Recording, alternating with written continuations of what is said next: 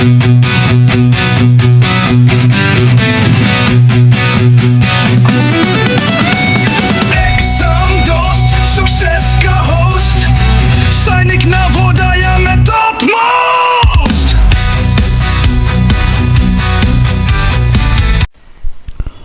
and welcome everybody.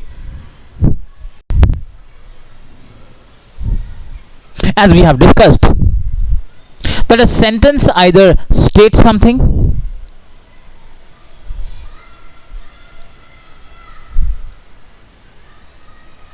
or ask questions or express a strong feeling, desire, command or request. These are imperative, affirmative, interrogative, exclamatory sentences, which we have discussed in the previous session. We have also discussed a group of words which make a complete sense, a complete thought are sentences. Now let us demystify the parts of sentence. Remember, we are not talking about parts of speech, we are talking about parts of sentence. A sentence consists of two parts. So let us see one of them first and then the another. Now, talking about the first part, let us understand the meaning. Don't try to simply jump to a conclusion that this is the first part, this is the function of the first part, that's all, I'm done. No, try to understand the meaning. Because if you try to understand the meaning, you'll go a long way. Remember, sentence is the basics or fundamentals of English language. The parts of sentence, the subject and predicate, are the fundamentals of a statement, or a rather English language, written language or maybe spoken language. So if you understand these things well, 90% of your problem, rather 99.2% of your problem will be solved. Let us understand. Says in the first part we name a person or a thing. Sentence के दो part है, पहला subject है, दूसरा predicate है. और पहले part में, फर्स्ट पार्ट में, हम किसी भी या तो पर्सन का नाम लेते हैं या तो किसी थिंग का नाम लेते हैं. This part of the sentence, जिसमें या तो किसी पर्सन का नाम मेंशन है या किसी थिंग का नाम मेंशन है, इसे सब्जेक्ट कहते हैं. We call this a subject. Most sentences begin with a subject.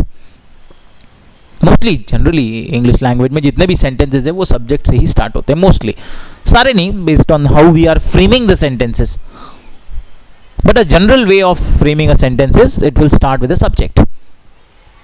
The subject could either be a noun or a pronoun. Subject noun भी हो सकता है, pronoun भी हो सकता है.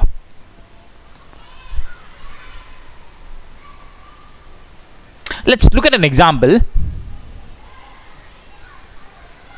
The police caught the thieves. Now here the sentence is starting with the police.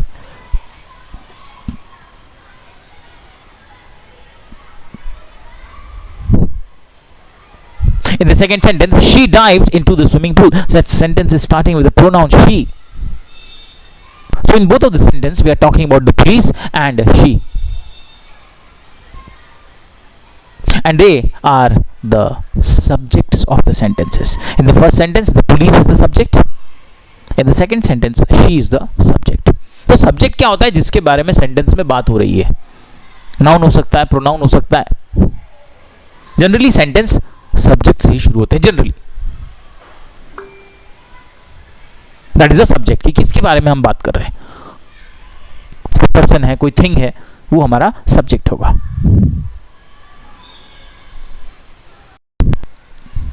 Now after a fair understanding of what a subject is, let us move to the predicate. In the second part, something is said about the person or thing in the subject.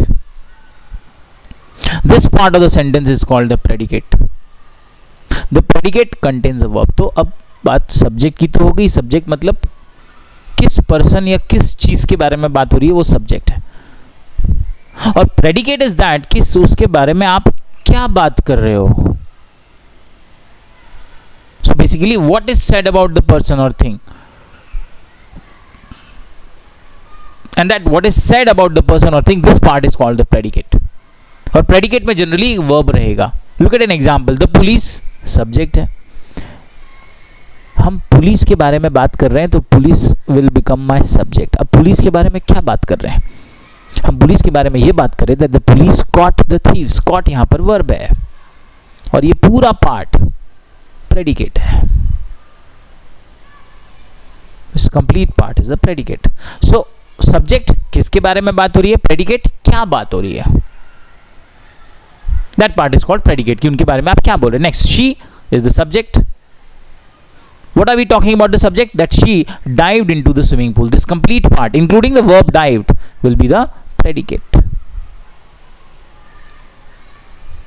तो sentence के दो part ये हो गए कि subject किसके बारे में बात हो रही है, क्या पर्सन है, क्या थिंग है, और सेकंड क्या बात हो रही है. तो वर्ब के बाद से प्रेडिकेट का पार्ट शुरू हो जाता है. Let us move further and summarize this. Moving ahead and summarizing, look at these two examples. The girl, they're talking about the girl, so the girl is a subject, wore is a verb. Girl हमारी subject हो गई. Girl के बारे में बात कर रहे हैं सेंटेंस में, तो गर्ल सब्जेक्ट हो जाएगी. गर्ल के बारे में क्या बात कर रहे हैं, दैट वो रेड स्कार्फ पहने हुए है, तो वोर वर्ब हो गया, और वोर वर्ब के बाद से जितना पार्ट है ये प्रेडिकेट होगा. वर्ब के बाद का इंक्लूडिंग द वर्ब जितना पार्ट है वो प्रेडिकेट हो जाएगा. तो गर्ल हमारा सब्जेक्ट है. क्यों? क्योंकि हम गर्ल के बारे में बात कर रहे हैं. गर्ल के बारे में हम क्या बात कर रहे हैं, दैट शी वोर अ रेड स्कार्फ. तो गर्ल के बारे में जो बात की जा रही है वो प्रेडिकेट होगा. और प्रेडिकेट कहां से शुरू होगा, वर्ब से शुरू होगा. जनरली सेंटेंसेस में, स्पेशली असर्टिव सेंटेंसेस में, वर्ब जो होगा वो सब्जेक्ट के बाद होगा, या हम यूं कह सकते हैं कि सब्जेक्ट वर्ब के पहले होगा. वर्ब यहां पर वोर है, सब्जेक्ट गर्ल है, तो गर्ल पहले आना चाहिए, वोर बाद में आना चाहिए. Second example, Ashoka is the subject, was is a verb. Ashoka subject है. क्यों? क्योंकि हम अशोका के बारे में बात कर रहे हैं. क्या बात कर रहे हैं, that he was a generous king. तो जो बात की जा रही है that will be the predicate part. और यहां भी देखिए कि जो सब्जेक्ट है वो वर्ब के पहले आया है. सब्जेक्ट अशोका है, वो वॉज वर्ब है, अशोका वर्ब के पहले आया है. So here subject will be Ashoka, predicate will be was a generous king. तो प्रेडिकेट जो होता है वो वर्ब के साथ ही शुरू हो जाता है. The highlighted words in these sentences are subjects and the underline words are verbs. In an assertive sentence जो हमने बात की, it's written here the subject comes before the verb. Subject जो होगा वर्ब के पहले आना चाहिए. Summarising, the part of the sentence that tells us who or what the sentence is about is called the subject. तो sentence का वो part जो हमें ये बताता है कि किसके बारे में बात हो रही है, किस पर्सन के बारे में या किस चीज के बारे में बात हो रही है, उसे सब्जेक्ट कहेंगे. And the part of the sentence that tells us something about the subject is called the predicate. और जिस भी पर्सन के बारे में या जिस भी चीज के बारे में, जिस थिंग के बारे में बात हो रही है, उसके बारे में क्या बात हो रही है, इस पार्ट को बताने वाले को हम प्रेडिकेट कहेंगे. So this is the subject and predicate.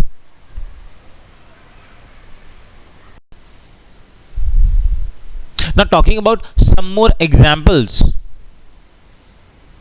of declarative or assertive sentences where we can see that the verb comes after the subject. Rather, the subject comes before the verb. Look at an example, the little girl. The little girl is the subject in the sentence,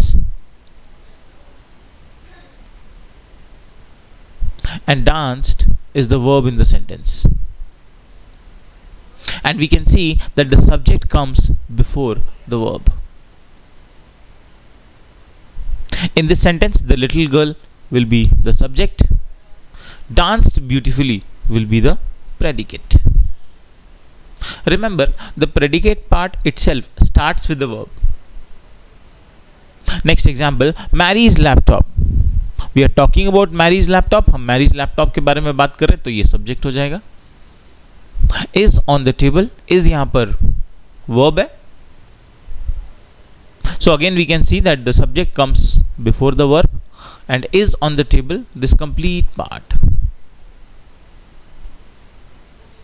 will be the predicate. Finally, in the third example, the Ganga. We're talking about the Ganga is a holy river. So the Ganga will be subject, is a holy river is our predicate. And again you can see that कि हर एक case में जो subject है वो verb के पहले आ रहा है. So assertive sentences में subject verb के पहले आएगा. Another important point is in order to identify the subject. अगर हमें ये पता करना है कि sentence में subject क्या है, and specifically अगर assertive sentences में आपको ये पता करना है कि subject क्या है, then we ask a question who or what before the verb. तो verb के पहले आप एक question पूछ सकते हैं, और if you get the answer then you will get the subject. Look at another example, how we are asking the question what is on the table. We get an answer, Mary's laptop. तो अगर हमें assertive sentences में ये पता करना है कि subject क्या है, तो आप वर्ब के साथ हु और व्हाट क्वेश्चन पूछिए, अगर आपको आंसर मिल जाएगा that is the subject. Now look at the second sentence, Mary's laptop is on the table, and look at this question what is on the table. तो हमने helping verb is के पहले what लगाकर question किया. What is on the table? We got the answer, Mary's laptop. तो अगर verb के पहले who या what लगाकर आप क्वेश्चन पूछें, आपको आंसर मिल जाए, तो आपको सब्जेक्ट का पता चलेगा in the assertive sentences. So here we have seen that the subject appears before the verb, and in case of declarative assertive sentences अगर हमें ये पता करना है कि सब्जेक्ट क्या है, तो वर्ब के पहले आप who या what क्वेश्चन लगाकर पूछिए, अगर आंसर मिलेगा that is the subject. For example, Mary's laptop is on the table. Verb यहाँ पर is है, हमने इसके पहले क्वेश्चन लगाया who और what is on the table. What is on the table? Answer is Mary's laptop, that is the subject. तो ऐसे हम इसे पता कर सकते हैं. आगे बढ़ते हैं, and then let us practise the same thing on the interrogative sentences.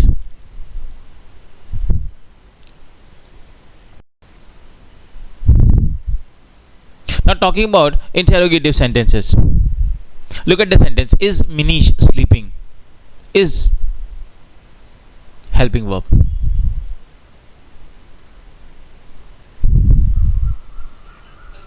Is यहां पर हेल्पिंग वर्ब है. Minish is the subject. Minish के बारे में बात हो रही है, तो Minish subject है. And sleeping is the main verb. Sleeping यहां पर main verb है. So is the helping verb, Minish is the subject, sleeping is the main verb. और आप यहाँ पर बहुत ध्यान से देखिए कि is जो helping verb में सबसे पहले आया, Minish subject उसके बाद आया, and main verb sleeping end में आया. And also look at the position of the subject. Subject की position helping verb और main verb के बीच में आ रही है. So in a interrogative sentence, the subject will appear between the helping verb and the main verb. Interrogative sentence में ऐसे sentences जहां question पूछा जा रहा है, वहां पर सब्जेक्ट जो होगा हेल्पिंग वर्ब और मेन वर्ब के बीच में आएगा. जैसे मिनीश सब्जेक्ट है यहां पर, जो कि हेल्पिंग वर्ब इज और मेन वर्ब स्लीपिंग के बीच में आ रहा है. Look at another example, has helping verb, Anita subject, left main verb. और again you can see that subject Anita appears before the helping verb. ये has के before नहीं, has के और main verb left के बीच में आ रहा है. For her dance classes. तो हमें ये चीज ध्यान रखनी है कि interrogative sentences में जो subject होगा वो helping verb और main verb के बीच में आएगा. Let us look at some more examples to understand this. Look at the third example. Do you know how to swim? Do you know how to swim? Do, helping verb. You, subject. Know, main verb.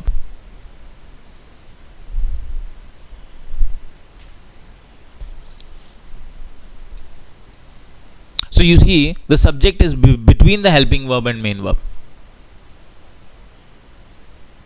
तो यहाँ पर जो swim है, आप ये बोलेंगे कि ये स्विम भी एक वर्ब है. दिस स्विम इज, वैसे तो वर्ब है, पर यहाँ पर स्विम का मतलब होता है तैरना, पर वो एज अ एक्शन वर्ड नहीं आ रहा है यहाँ पर.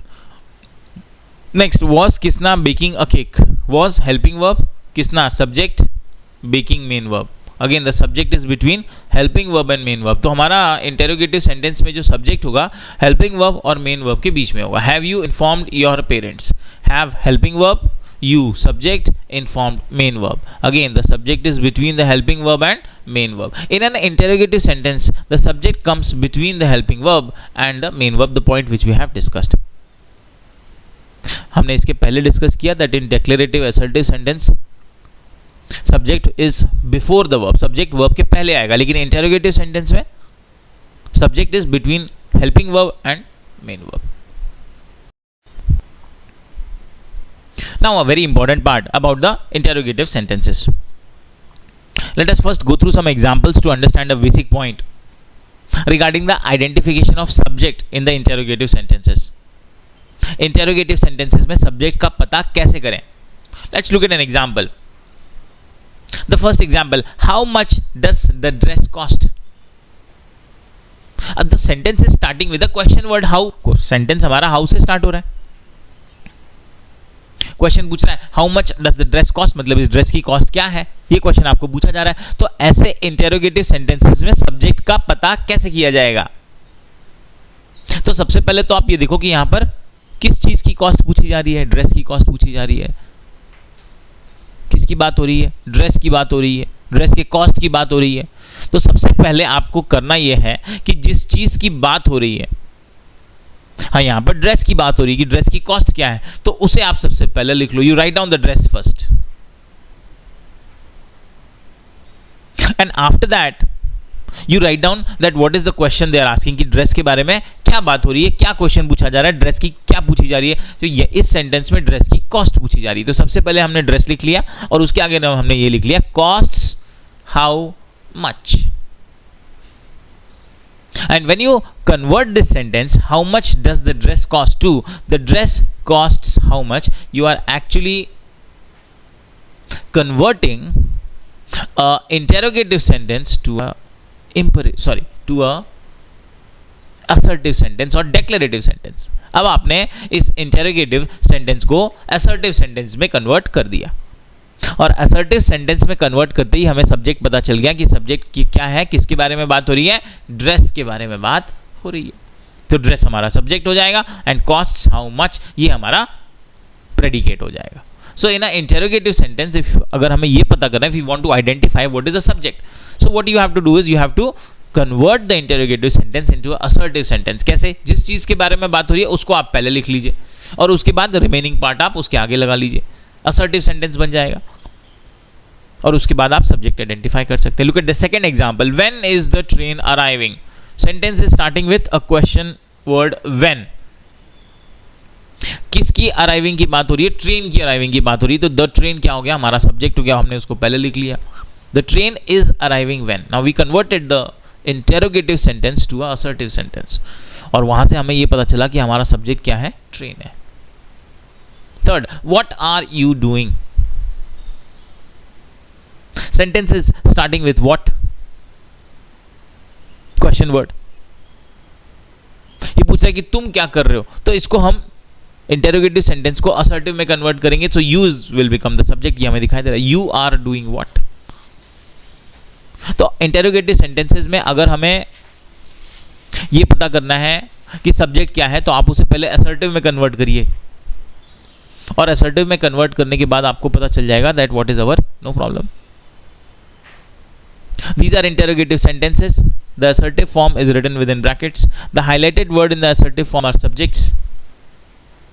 In an interrogative sentence that begin with a question word, how, when, what, where, which, the subjects can be found by changing the question into a statement. वैसे इतना करने की ज़रूरत हमें यहाँ पे नहीं है, because how much does the dress cost, इससे भी समझ में आ रहा है कि ड्रेस की बात चल रही तो वो यहाँ पर सब्जेक्ट होगा. We'll do some examples to understand this. So interrogative sentence, you want to identify the subject, convert the interrogative sentence to assertive, you will get the subject. Interrogative sentences में अगर हमें सब्जेक्ट का पता करना है तो interrogative sentences को assertive sentence में कन्वर्ट कर देंगे, सब्जेक्ट मिल जाएगा. Next and important point, look at the sentence here. First is close the door, order, imperative sentence. Go away, imperative sentence. Sit down, imperative sentence, command की बात चल रही. Wait outside, run. In all these sentences, these are the imperative sentences. और इन सारे subject में, इन सारे sentences में हमें कहीं पर भी सब्जेक्ट दिखाई नहीं दे रहा है. तो आपको ये चीज़ समझनी है कि जितने भी इंपरेटिव सेंटेंसेस है जहाँ पर सब्जेक्ट हिडन है वहाँ पर सब्जेक्ट यू होता है. तो when they say close the door means you close the door. They say go away means you go away. Sit down means you sit down. तो ये जितने भी इंपरेटिव सेंटेंस है जहां पर सब्जेक्ट नहीं है वहां पर सब्जेक्ट यू होगा. मीन्स हम यू के बारे में बात कर रहे हैं. It is understood rather than expressed.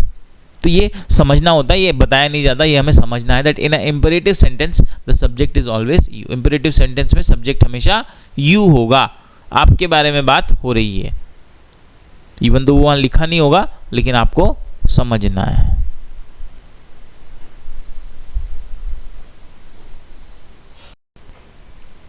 Moving further to the exclamatory sentence and the subject, or rather the position of the subject. Look at the first example. How beautiful the sky looks. यहाँ हम sky के बारे में बात कर रहे हैं तो sky हमारा subject होगा. और sky के बारे में हम ये बात कर रहे हैं कि वो कितना सुंदर दिख रहा है. So how beautiful will be the predicate part. And in an exclamatory sentence, remember the predicate will come first, subject will come later. Unlike all the other, subject पहले आता था, predicate बाद में आता था, पर exclamatory sentence में predicate पहले आ जाएगा, subject बाद में आ जाएगा. Look at the second example. What a terrible lie he told. He is the subject. Remaining part is a predicate. तो predicate हमारा पहले आ रहा है, subject हमारा बाद में आ रहा है. How cold the night is. Night is the subject. The remaining part is a predicate. So predicate part comes first, subject comes later. I cannot believe she did that. She is the subject.